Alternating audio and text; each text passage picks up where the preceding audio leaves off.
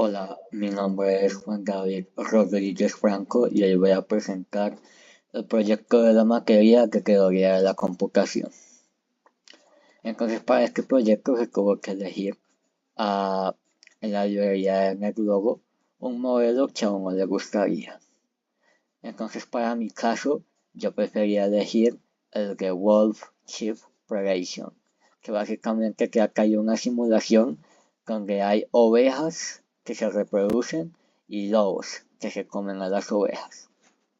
Entonces, pues al hacer la simulación, se obtuvieron los siguientes datos en CSV, WorldChipFinal.csv, y con eso se hizo el análisis usando Google Colab con la extensión de Visual Studio Code. Entonces, como se puede ver acá, vamos a empezar el análisis. Entonces, la pregunta experimental que se hizo fue: ¿cómo afecta el número inicial de ovejas al tiempo de duración de la simulación, o TICS, en el modelo de reparación lobo-oveja? Entonces, como variables del experimento pusimos una variable independiente que es el número inicial de ovejas, que pueden ser 20, 40, 60, 200, etc. También se puso una variable dependiente final que fueron los ticks, o tiempo que la simulación termina. Y se hizo un número de repeticiones de 30 con una condición de parada natural del modelo. O sea, no se pusieron tortugas o se alcanza equilibrio. Y pues el archivo que se generó fue el wolfchip final.csv. Entonces, para el cuaderno, acá enumeramos los pasos que usamos. Así que el primero fue cargar los datos. Para eso habíamos subido esa información a GitHub para después poder colocarla en un link. Entonces, aquí está el repositorio, se llama Proyecto NetLogo. Y aquí está la información. Entonces, volviendo al tema, acá pues se usó la URL y acá pues se utilizó la función data. Entonces, al hacer headData, namesData y glimpsedata, se obtuvo la siguiente tabla.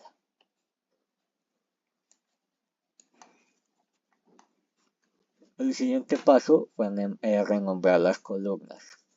Entonces las renombramos por corrida, parámetro, otra columna y resultado final. Entonces al ejecutarlo, la tabla ya se ve mucho más organizada a comparación a cómo estaba acá. Y después se seleccionaron solo las columnas relevantes, usando estas dos líneas de código. El resultado fue una tabla donde solo hay un parámetro y un resultado final, con números enteros. Entonces, para el primer parámetro se obtuvo un resultado final de 226, para uno de 40, 300 y así sucesivamente. Después, para el tema de las gráficas, se hizo una gráfica de dispersión usando ggplot AES. Entonces, como se puede ver, se obtuvo esta gráfica. Después, para mejorar la gráfica, se puso jitter y color, usando Geom Jitter AES. Y como se puede ver, acá ya se tiene una gráfica mucho más detallada. Y por último, se le puso diagrama de cajas y bigotes, usando esta función. Y este fue el resultado. Entonces, ¿qué se puede interpretar de estos datos de acá? La gráfica de dispersión muestra el tiempo de simulación en función del número inicial de ovejas. Como se puede ver, se observa una alta variabilidad dentro de cada valor del parámetro. Para un mismo número de ovejas, la duración puede diferir en varios cientos de ticks. Esto refleja que el modelo WorldChip Predation tiene un comportamiento estocástico, con el resultado depende de las interacciones locales entre ovejas, lobos y pasto.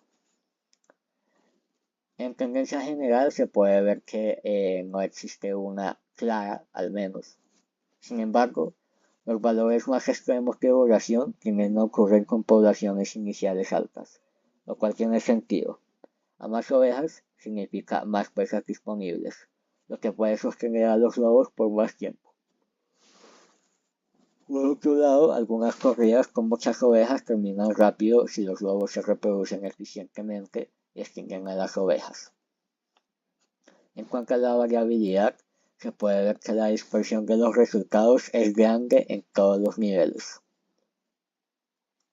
En los valores atípicos se detectan corridas con duraciones muy largas y otras muy cortas para el mismo valor del parámetro.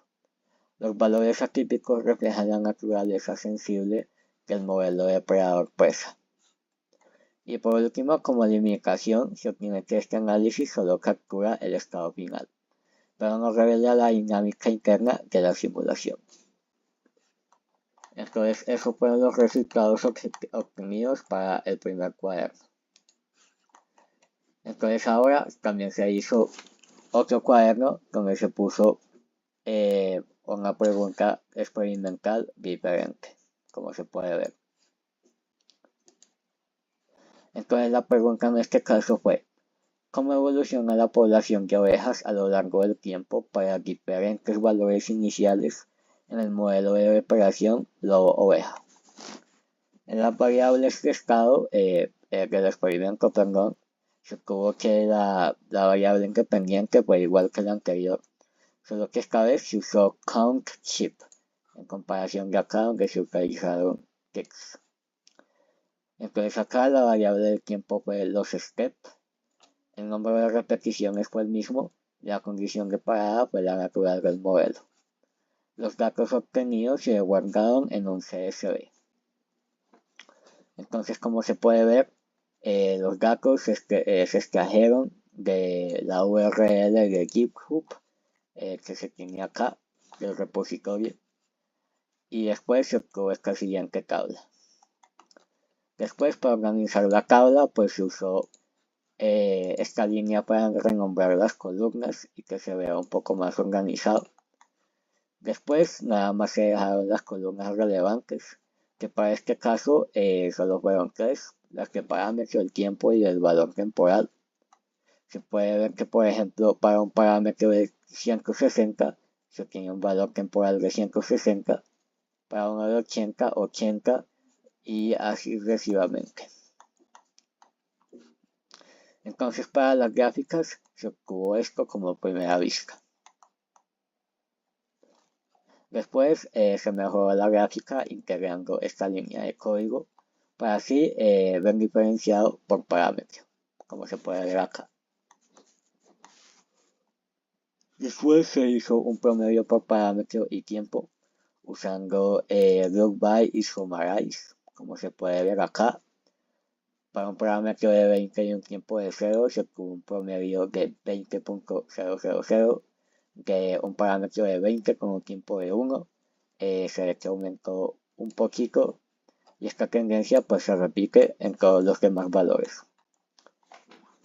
Y después, para las curvas de evolución temporal, se usó estas líneas de código y este fue el resultado. Y por último, para tener como un mayor entendimiento de la gráfica, entonces se decidió separarlo por facetas por valor del parámetro. Y este fue el resultado. Entonces, ¿cuál es la interpretación para este caso? Entonces se obtiene que las gráficas muestran la evolución temporal del número promedio de ovejas vivas para cada valor del initial number chip a lo largo de los ticks de la simulación.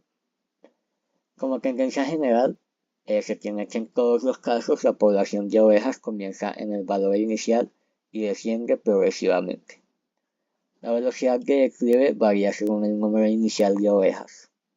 Las poblaciones pequeñas tienden a extinguirse rápidamente, mientras que las grandes se mantienen por más tiempo, aunque nunca aumentan, solo decrecen. El efecto del parámetro se obtuvo que a mayor número inicial de ovejas, la curva de declive es más prolongada. Esto se debe a que los lobos tienen más presas disponibles, como fue en el caso del cuaderno anterior, lo que retrasa la extinción de las ovejas. Sin embargo, el declive no es lineal en este caso. Hay fluctuaciones que reflejan ciclos depredador-presa típicos de este modelo. En las facetas se tiene que separar por valores de parámetro, se observa que la forma de la curva también cambia. Con valores bajos, la curva cae abruptamente y la simulación termina en poco tiempo. Con valores altos, la curva tiene una forma más suave y se extiende por más tiempo. Conexión con las reglas locales. En el modelo Wolf Sheep Predation, las ovejas se reproducen, los lobos cazan ovejas para sobrevivir y el pasto crece. Cuando hay pocas ovejas, los lobos se quedan sin alimento rápidamente y mueren. Pero las ovejas también pueden extinguirse si la presión de caza es alta. Cuando hay muchas ovejas, los lobos tienen un suministro constante de alimento, lo que mantiene el sistema activo por más tiempo. Y como última interpretación se tiene las limitaciones, cuando el promedio oculta la variabilidad entre las repeticiones. Algunas corridas individuales pueden desviarse significativamente de la curva promedio, especialmente en valores altos del parámetro donde la dinámica es más sensible a condiciones iniciales aleatorias. Y bueno, eso sería todo. Muchísimas gracias.